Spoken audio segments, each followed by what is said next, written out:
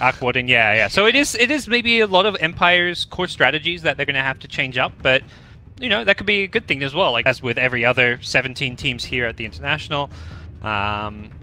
And they are going to be doing some LGD things. Kunkka, Ancient Apparition, pretty staple support duo for them. Yep. No big surprises. So many games run this duo. Kunkka, a very good in fights. Like LGD has always been, like both the LGD teams, they are pretty much picking a lot of the same thing. Kunkka, they pick a lot of team fights. Kunkka is really good against the Faceless Void opening from Empire. Drop the Chrono and then you counteract it. Fights very good against the Void and you have a low. Most of the time you're gonna have there. 10 seconds remaining. Oracle as well, another hero that I think Rising, the last event. Since ML. Yep. EG picked it in both of their games earlier today. That was most notable for me, as the series I was following a bit on the mainstream. Yeah, there was one game, it was against the Bear Rider, so that's straightforward. But the other game, I can't remember. Was it also against Bat Rider? Maybe. But I think it was both games. The hero is already, I think, pretty good right now. He does provide a lot in terms. Good in the lane. I would say the talents are pretty. Kind of like the talent. And right now, Void plus Oracle, not something that that has a lot of synergy together, but it's pretty good against the Kunkka AA. They are both magic based. They deal a lot of magic damage. Fate's Edict is going to be able to counter that. Yep.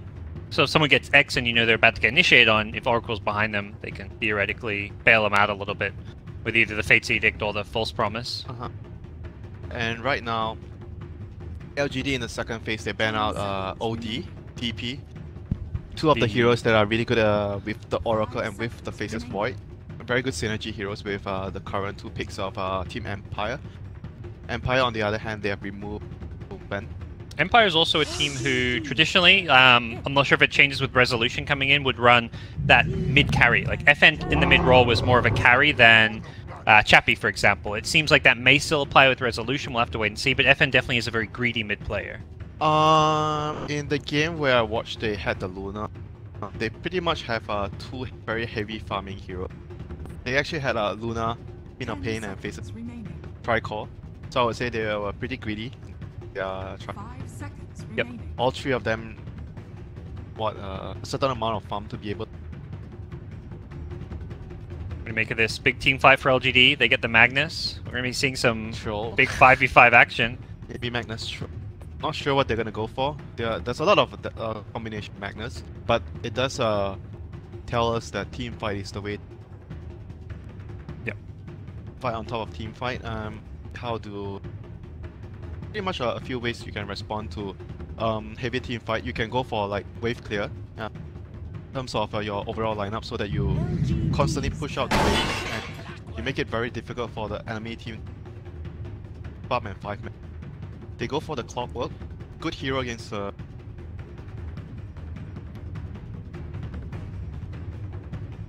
Theoretically, even could be good against Magnus. If you find him with a Rocket Flare, you can initiate on him.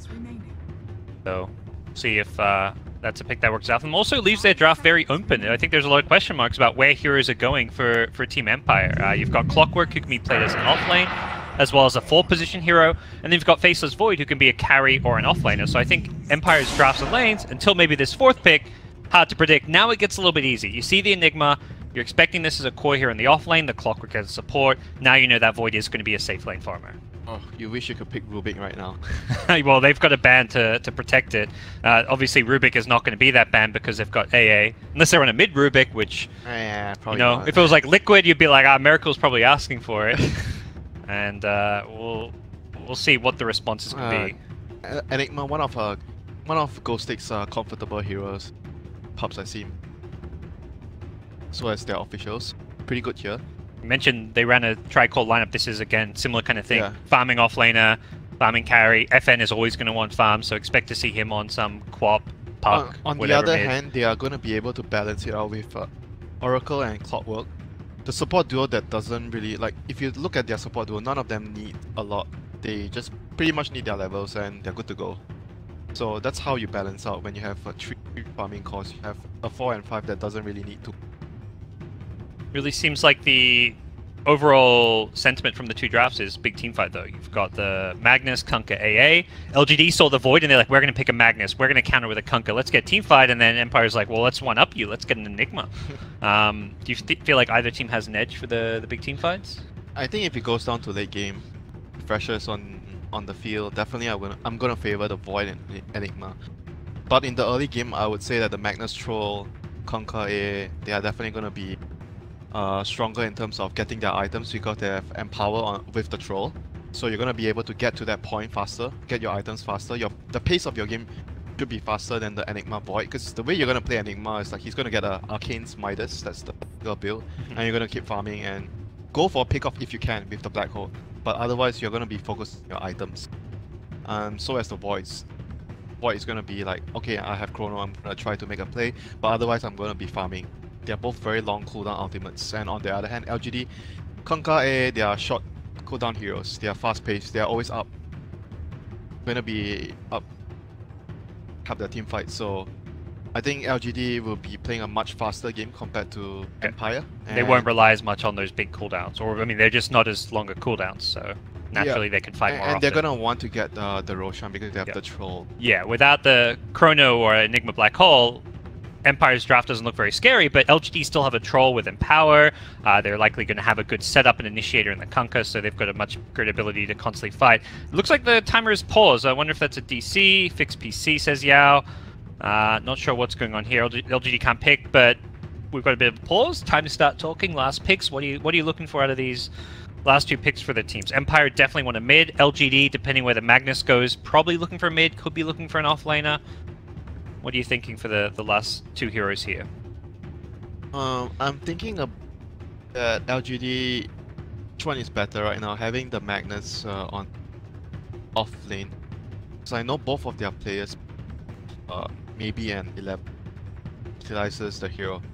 But I personally favor the mid Magnus more because I think that Magnus is a hero that you want to give him more farm. Because the more he gets, like, he's going to become exponentially stronger. Want him to get to the point where you have Blink, BKB, Refresher, stuff like that. And how do you feel about Clock Shadow Fiend? Still powerful? Possible for Empire, but on the other hand, for LGD, I think usually for 11 sometimes he plays very weak lane, like against like a Void Oracle. I'm thinking of a Brood, because the Brood is gonna screw your lane over, and you have Enigma. You can't switch your lanes. Because Enigma against Brood is pretty much suicide. You have not much options for that. So I think a Brood pick here could actually make it very difficult for Empire to play. Because their lanes are pretty much set in stone. They are going to have a carry Void, offlane Enigma. They're going to have to pick a... I think that a Brood pick is really good for LGD. And Magnus Brood is also pretty decent. They banned the co-op. Both teams should at least know their bans. I mean, they've had an extra 5 minutes of banning and pick time here, but obviously Empire maybe have to react to that co-op ban a little bit, so they're going to think about this. Let's see if they actually sniff out the Brood. Yeah, the Brood could be a very dangerous pick, LGD. And for Empire, right now, their last pick, they don't have co-op. They probably could still go for like something like a Lina down that tri-core route, or even a Tinker. As much as you like the mid Magnus, do you feel like it's a maybe hero though? I feel like it's flashy, but is it as farm intensive and awesome as the other options? It can be his kind of hero, but obviously he's usually when people talk about maybe, you talk about Ember Spirit, talk about Storm. You don't really talk about like a Magnus. Yep. But for the general strategy, I think if you want to allow a Brood pick into your lineup that's gonna destroy the enemy, I think that's okay for me.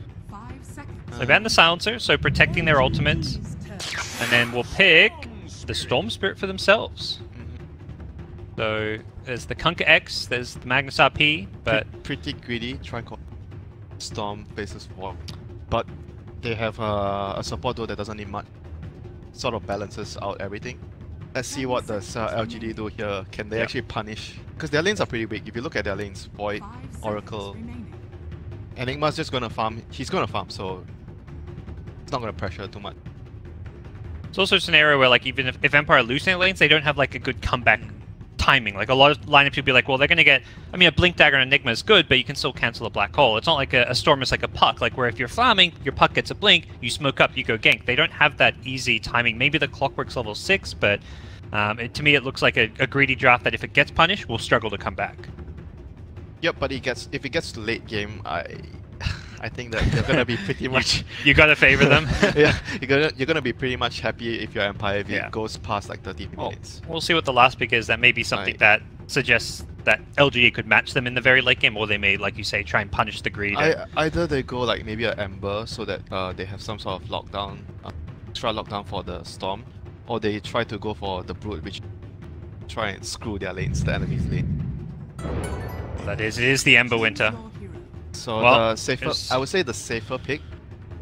The Brood is a much more high risk, high reward hero because the hero doesn't games easily. He's a hero that you pick the hero, you're gonna destroy the lane, but after that, what happens is another story. Ember Spirit, you know what he's gonna provide for your team. The only worrisome thing about the Ember is like Oracle is kind of that counters the Ember and removes the shield, the Flame Guard. And he has the Fate's Edict to deal with the magic damage that the Ember Spirit dish out in the early stages. So it's a pretty hard hero Ember to deal with, in my opinion. Yeah, we'll see how maybe looks to play and adjust around that. Maybe the plan. I mean, he's kind of the key hero to initiate on the fight. You don't go on something else, you may get saved by the Oracle. So as much as possible, Magnus or whoever is going to likely be trying to jump on him, even potentially the Ember Spirit. So. But I'm wondering whether he goes like a physical build. He's with the Magnets. I've seen certain players do it, but not sure how well it is, how well it's gonna work because the physical build on Ember is more pace, and you have a Magnus Troll on your team. Those two heroes are gonna farm a lot. See how early movement's out and see exactly what happens. It is going to be Miposhka playing this Oracle in the game and out of the game with this last pick Ember as predicted. See what LGD have in store. 11 playing the offlane Magnus. It will be maybe, or tagged up as Somnus playing the Ember Spirit. Yao playing the Ancient Apparition. Armate playing the Troll Warlord. Victoria on the Kunkka. On the dire side, we'll have Ghostic playing Enigma in the offlane. FN, the mid laner, playing the Storm Spirit. Miposhka on Oracle. The support Clockwork being played by Roger. And that finally leaves the stand-in Resolution on Faceless Void. By the Magnus, by the way. I thought they removed Clipping. What happened, Winter? He got skewered. Yep, he got skewered. Does he have a TP? Void has one, yes. Can he pass it? Yes, he can. He can't use it though because he TP'd to lane. So, problems. I'm sure it's fine. It's not like a support Magnus. He can't help his buddy out though. This Void needs help. Miposhka is here though to save the day. 11, is he going to clip anyone else? Does he want in? He's baiting. Look at him, he's baiting. Yeah, he wants like, to get the Oracle. I'm going to get this rune. Yeah, I'm coming back in. Wants the rune. We'll get it too. 11. What a great start for him. He's taking a lot of damage. He clips another one. The Void will go back down. He wants the first blood. 11. He may pay for his sins here. He salves up the Rocket Flare as well. Oh, Roger, you troll. He tries to cancel the TP with the Kunkka Torrent. He's not going to get it, and that will lead to Clock being bottom. I'm not sure if that was good to get the Rocket though. That's going to hamper his early laning presence. Okay. Well, it was the first blood, but perhaps not expecting the Void to be able to cancel the salve in time to get that kill. Void did manage to catch up and ultimately secure it. The problem is like he can't do anything now. He has Rocket Flare level 1. So it's gonna affect them in some way in the laning phase. I was trying to find a silver lining to having Rocket Flare around. I'm struggling here, Winter. Oh, Victoria, the smoke courier snipe. Your melee hero, you can still snipe those couriers, gets on top of it, no way to micro the smoke. That was a very good play there by Victoria. It's getting much more common nowadays that there is smoke. Oh, FN here in trouble. Torrent landed, he will have another Torrent soon. Victoria may just chase for this one, knowing that if he lands this, he could get a kill. Maybe he's also going to rotate in, and it looks like Victoria should just get the first blood. He has the boots here, another Remnant coming out, Victoria. Oh, he couldn't chase into that Remnant, it was going to do too much damage. And Roger, you mentioned the Rocket Flare, well this is the problem. Nice Rocket Flare, boy. Oh, he's got the movement speed advantage, 360 versus 345. He's going to chase this one down, but the Tango regen going to be a bit too much. A lot of action here early on. These teams just settle down. guys.